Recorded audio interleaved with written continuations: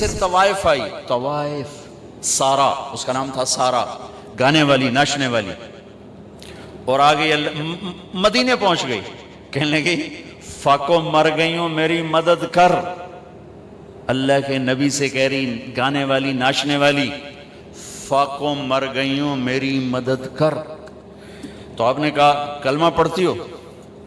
آپ نے کہا کلمہ پڑھتی ہو؟ کہنے لگا نہیں پڑھتی، نہیں پڑھتی۔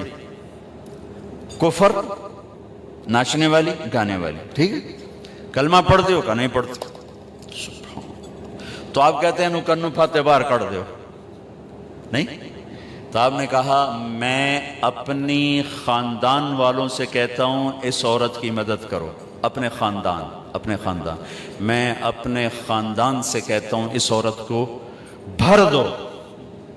یہ اپنا خاندان کیوں کہا؟ سب صحابہ سے کیوں نہیں کہا کہ کسی کے جی میں یہ نہ آئے کہ طوائف کی مدد کر رہے ہیں، لہذا اپنے خاندان سے کہا میرے گھر والے اس کی مدد کرو، اور اس کو بھر کے بھیجا۔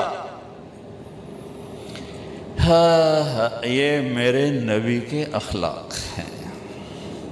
آپ کھانا کھا رہے ہیں، ایک مدینے کی طوائف گزری، اس نے نا آپ کا مذاق اڑانا چاہا، کہا بڑا نبی بنتا ہے کسی کو کھانے کا ہی نہیں پوچھتا۔ تو آپ نے کہا آ جا، حالانکہ آپ کہتے ہیں انہوں 2 لتر مارو گے تو دفع کرو، یہ طوائف ہو کے کی گل کر رہی۔ 2007 میں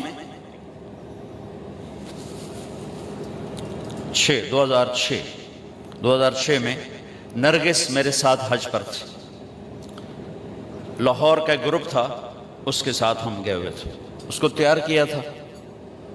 تو عرفات والے دن وہ شام کو اس کا رو رو کے برا حال تھا، کیا پتہ چلا کہ وہ میٹرس نہیں بچھاتے یہ لوگ جو حج ٹور والے ہوتے ہیں، وہاں 3-4 خواتین بیٹھی تھیں، وہ بھی جا کے بیٹھ گئی، تو انہوں نے اس کو طوائف اور رنڈی اور کیا کچھ کہہ کر وہاں سے اٹھا دیا اور بے عزت کیا، بہت زیادہ بے عزت کی۔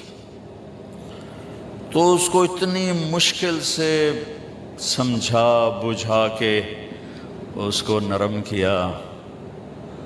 میں نے کہا میں اب کس کے سامنے رونا روں، یہ وہ جگہ ہے جہاں میرا اللہ کہتا ہے اتنے گناہ لے کر آؤ جتنے بارش کے قطرے ہیں معاف کر دوں گا، اتنے لے کر آؤ جتنے ریت کے ذرے ہیں معاف کر دوں گا، اتنے لے کر آؤ جتنے درختوں کے پتے ہیں معاف کر دوں۔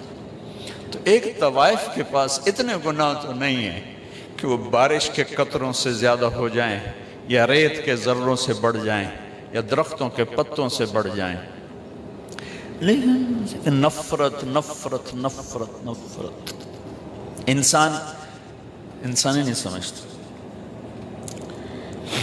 ایک ہوتا ہے پیسے کا تکبر، وہ بھی بڑا خوفناک ہے، ایک ہوتا ہے نیکی کا تکبر، یہ پیسے سے زیادہ خوفناک ہے۔ میری گل ذرا کان کھول کے سنیں آجے، ایک پیسے کا تکبر ہے، یہ بھی بڑی بھیڑی شے ہے، لیکن نیکی کا تکبر اس سے بھی زیادہ ہوتا ہے۔ یہ آدمی کو ایسے ہی گراتا ہے اللہ کی نظروں سے جیسے بڑے بڑے گناہوں سے انسان اللہ کی نظروں سے گرتا ہے۔ اس کا یہ میں نے آپ کو نمونہ دکھایا ہے کہ اٹھ جا یہاں سے، طوائف ناچنے والی، وہ تو توبہ کرنے گئی تھی وہ، اور اس نے کی توبہ، گھر بیٹھ گئی۔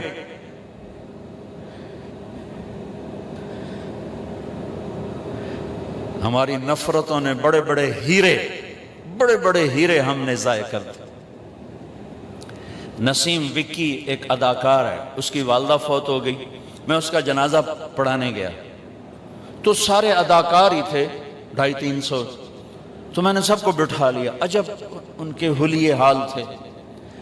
کس ماحول میں؟ ہر گناہ اس ماحول میں ہوتا ہے جس میں وہ ان کی زندگی گزرے، ہر گناہ۔ میں نے ان سے کوئی 20-25 منٹ بات کی، میں نے اتنا کسی کو روتے نہیں دیکھا جتنا وہ نوجوان روئے، ہچکیوں۔ میں نے تھوڑی اللہ کے نبی کی وفات بیان کی، حضرت علی مقام امام حسین کی تھوڑی سی سیرت بیان کی، ایک نوجوان ایسا تڑپ کے روتا تھا، اس نے مجھے، میں اب رو رہا ہوں، اور جنازے کے بعد میں گاڑی میں بیٹھا اور رائمنڈ تک میں روتا ہی گیا کہ کیسے کیسے ہیرے ہماری نفرتوں نے تباہ کر دیا، کنجر کنجر کنجر، رنڈی طوائف طوائف۔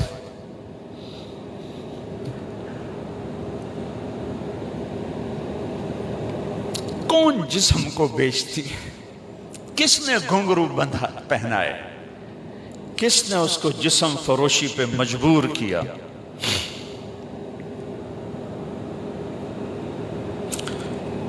یہ کوئی عورت کی فطرت تھوڑا ہی ہے کہ اپنا جسم بیچنے کے لیے منڈی میں آ جائے، اپنے جسم کی نمائش کے لیے گھنگرو باندھے۔ یہ تو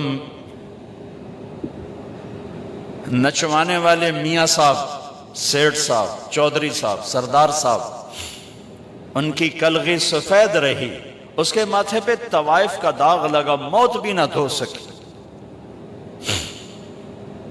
میرا ضلع ملتان ہے،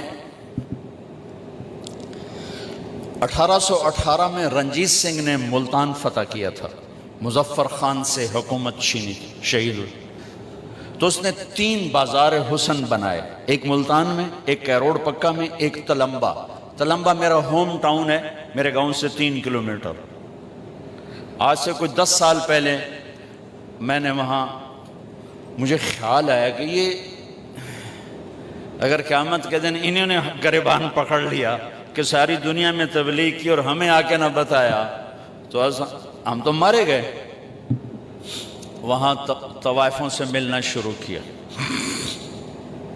ان کو کبھی گھر بلایا، کبھی ان کے پاس۔ جب پہلی دفعہ ان سے ملاقات ہوئی تو ہمارے ایک ساتھی نے کہا، بیٹیو ہم آپ پہ عزت کی چادر ڈالنے آئے ہیں۔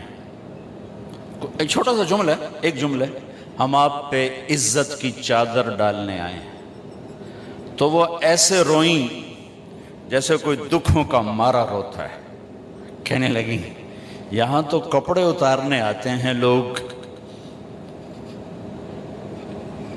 آپ کون ہیں جو ہم پہ چادر ڈالنے آئے ہیں؟ یہاں تو لوگ کپڑے اتارنے آتے ہیں۔ کپڑے اتارنے والے اسی طرح میاں صاحب ہیں، ان کی عزت میں کوئی فرق نہیں آیا، وہ طوائف بن گئی۔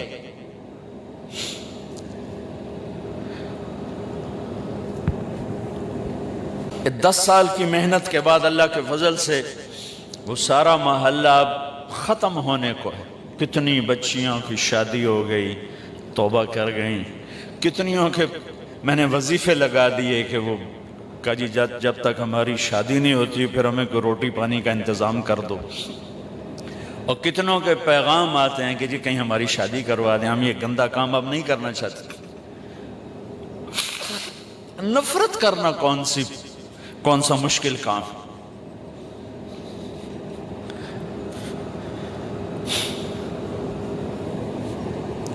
وہ طوائف کہنے لگی یہ کیسا نبی ہے جو کسی کو پوچھتا ہی نہیں۔ آپ نے کہا آجا، تو بھی آجا، بٹھا لی۔ وہ تو آپ کو غصہ دلانا چاہتی تھی، کہنے لگی میں ایسے نہیں کھاؤں گی، جو تیرے منہ میں ہے وہ نکال کے مجھے کھلا۔ اور ہماری پنجابی کی مثال ہے کبا، سمجھتے ہیں کبڑا، کبے نو لت لگی وہ سدھا ہو گیا، ان کو اسے لت ماری وہ سدھا ہو گیا۔ اس نے تو اللہ کے نبی کا مذاق اڑایا، وہ اس کو سیدھا پڑ گیا۔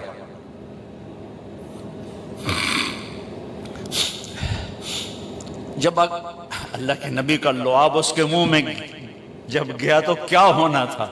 جو ہی آپ کے منہ کا نوالا اس کے منہ میں گیا، اس نے وہیں کلمہ پڑھ لیا اور مدینے کی حیادار پاک دامن عورت بن گئی۔ میرے بھائی بہنوں، زندگی کی خوبصورتی حج سے نہیں ہوگی، نماز سے نہیں ہوگی، روزے سے نہیں ہوگی، ذکر و تلاوت سے نہیں ہوگی۔ ہاں، یہ ہماری فاؤنڈیشن ہے، ہماری بنیاد بنے گی۔ بنیاد کے بغیر عمارت نہیں بنتی۔ اگر زندگی کو خوبصورت بنانا ہے، اس میں حج بھی ایک عمل ہے، تو اپنے اخلاق خوبصورت، نبی والے اخلاق سیکھیں. آپ کا گھر خوبصورت، آپ کا زندگی کا سفر خوبصورت، آپ کی اولاد آپ سے خوش، آپ اپنی اولاد سے، آپ کی بیوی آپ کو دعائیں دے گی، آپ اپنی بیوی کو دعائیں دیں گے اگر نبی والے اخلاق زندہ ہو جائیں.